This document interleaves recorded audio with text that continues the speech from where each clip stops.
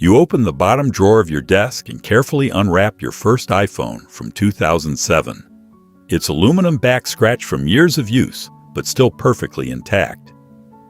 The familiar weight settles in your palm as you press the home button and watch the Apple logo illuminate a screen that once felt like magic, but now seems impossibly small.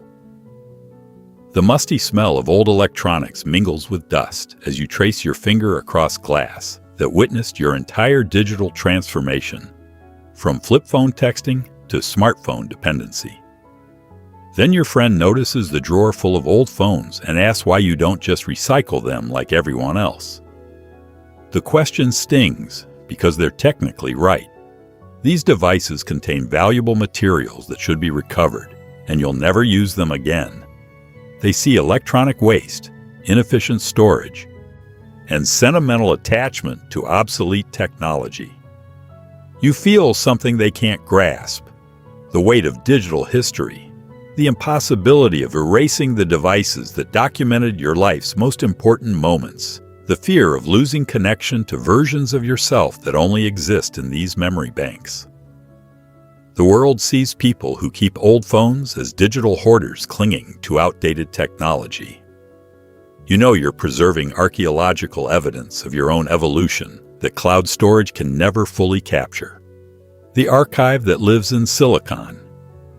You power on your 2010 Android phone and scroll through text conversations from college, photos from trips that shaped your 20s, and voice memos you recorded during late-night creative bursts. Each device contains a complete snapshot of who you were during specific life chapters. Your evolving taste in music, your changing social circles, your growth as a writer evident in increasingly sophisticated text messages. Dr. Viktor Mayer-Schönberger's research on digital memory reveals that smartphones function as extended minds that store not just information, but cognitive processes and emotional associations. His studies show that people form deeper psychological bonds with devices that contain personal data than with functionally identical replacements. Your old phones aren't just hardware. They're external memory systems that contain irreplaceable portions of your identity formation. But here's what even digital preservation experts often miss. You're not keeping these phones for the data they contain. You're keeping them for the interface through which that data was created. Dr. Wenzel Krostowski's research on human-computer interaction shows that the physical experience of using specific devices creates emotional memories that cannot be transferred to new hardware, even when all digital content is successfully migrated. The witnesses that cannot be replaced. Your 2012 phone contains the last text exchange with your grandmother before she passed away. Messages that exist exactly as they appeared on this specific screen during the most emotionally intense period of your life. Moving those texts to a new device would preserve the words, but destroy the spatial memory of how your thumb moved across this particular keyboard, how your eyes tracked across this specific screen size, how this exact interface delivered news that changed your understanding of mortality. Dr. John Sutton's research on cognitive archaeology reveals that people form distributed cognitive systems with their devices that extend beyond data storage into muscle memory and spatial awareness. Your fingers remember the exact pressure required for this phone's home button, the specific swipe patterns its interface required, the weight distribution that made it comfortable to hold during hours-long conversations that defined important relationships. This explains why using your old phone feels like time travel in ways that viewing the same content on newer devices cannot replicate. When you scroll through your 2011 photo album on the device that took those pictures, you're not just seeing images, you're re-experiencing the cognitive state of your younger self through interface archaeology that migration destroys. The evolution evidence that clouds don't store your collection of old phones documents technological adaptation in ways that no other artifact could preserve.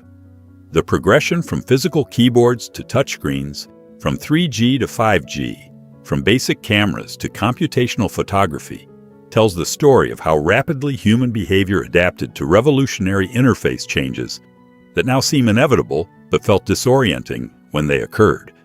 Dr. Sherry Turkle's research on technology and identity shows that people develop different personality aspects through different digital interfaces. Her studies reveal that the constraints and affordances of specific devices actually shape cognitive patterns and social behaviors in ways that persist even after switching to newer technology. Your old phones contain evidence of these psychological adaptations that exist nowhere else. But examining your old devices reveals something counterintuitive. Technological progress often eliminated features you relied on and forced behavioral changes you didn't want to make. Your 2009 BlackBerry's physical keyboard enabled typing accuracy that touchscreens still struggle to match. Your 2005 flip phone's week-long battery life created different relationship patterns with technology than smartphones' daily charging anxiety. The intimacy that no cloud can replicate your phones contain more intimate knowledge about your daily patterns than any human friend or family member possesses. They know your sleep schedules, location histories, communication patterns, and behavioral rhythms with precision that would seem invasive if collected by anyone else. This intimacy creates psychological bonds that make disposal feel like betrayal rather than decluttering. Dr. Julie Carpenter's research on human-robot relationships reveals that people develop genuine emotional attachment to devices that demonstrate consistent responsiveness to their needs. Your old phones earn trust by reliably performing thousands of small tasks, creating relationship bonds that persist even after the devices become obsolete. Throwing them away feels like abandoning loyal companions rather than discarding broken tools. The modern cloud storage model promises to preserve everything while eliminating physical device attachment. But you've experienced the anxiety of trusting corporations with irreplaceable personal data. Your old phones represent insurance against data loss, platform changes, and corporate decisions that could eliminate access to your digital history without notice. The security that offline storage provides your old phones contain information that exists nowhere else. Passwords for accounts you've forgotten, photos that never got backed up, messages from deleted social media platforms. These devices function as distributed backup systems that protect against the single points of failure that cloud storage creates, despite promises of redundancy and reliability. Dr. Bruce Schneier's cybersecurity research reveals that distributed storage across multiple devices provides better protection against data loss than centralized cloud systems, despite being less convenient. Your old phones represent security strategy that prioritizes data preservation over access convenience, recognizing that some information is too valuable to risk losing to corporate policy changes or technical failures. Recent examples of platforms shutting down, accounts being suspended, and cloud services losing data validate the paranoia that motivates keeping multiple physical copies of important digital information. Your drawer of old phones isn't just nostalgia. It's recognition that ownership provides security that access cannot guarantee. The identity backup that migration destroys. Each phone contains the complete digital context of specific life periods, the apps you used, the wallpapers you chose, the organization systems you developed. These contextual details seem trivial until you need to remember exactly how you accomplished something or what your priorities were during particular time frames. Dr. Ofer Bergman's research on personal information management shows that people rely on contextual cues to trigger memory and reconstruct past decision-making processes. Your old phones preserve these environmental cues in ways that migrated data cannot, maintaining the spatial and temporal relationships that make information psychologically accessible rather than just technically recoverable.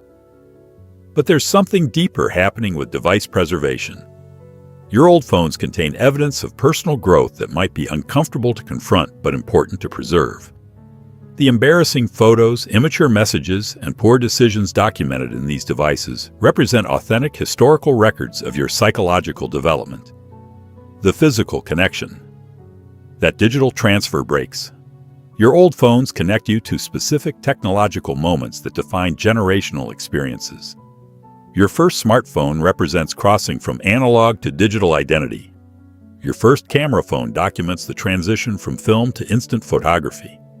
Each device marks technological adoption points that shaped how entire demographics relate to communication, documentation, and social connection.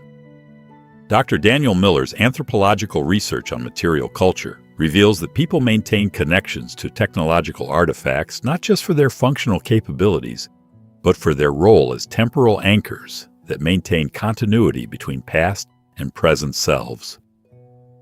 Your old phones serve as physical proof that your current technological sophistication developed gradually rather than appearing instantly. The feeling of holding devices that once felt cutting edge but now seem primitive creates visceral awareness of technological change that abstract knowledge cannot replicate. This physical experience with technological evolution provides perspective on current revolutionary devices that will inevitably seem equally antiquated. Here's the counterintuitive truth that most people miss about keeping old phones. You're not preserving outdated technology. You're maintaining control over your own archaeological record. In a world where platforms disappear, accounts get deleted, and digital access depends on corporate decisions beyond your control, physical devices represent the radical act of maintaining ownership over your own technological history, which reveals something profound about human psychology in the digital age. We need some artifacts that exist independently of network connections that cannot be remotely deleted or modified, that prove our digital lives actually happened in specific technological contexts rather than just floating timelessly in the cloud. In the end, that first iPhone in your drawer isn't just an outdated device. It's a time capsule containing the moment when portable computing transformed from science fiction to necessity, when your relationship with information shifted from scarcity to abundance, when your social connections became mediated by glass and silicon rather than solely by physical presence. The phone becomes a symbol of every technological transition we've navigated, every digital relationship we've formed, every piece of ourselves we've entrusted to devices that promise to remember everything but might forget us entirely when the next upgrade arrives.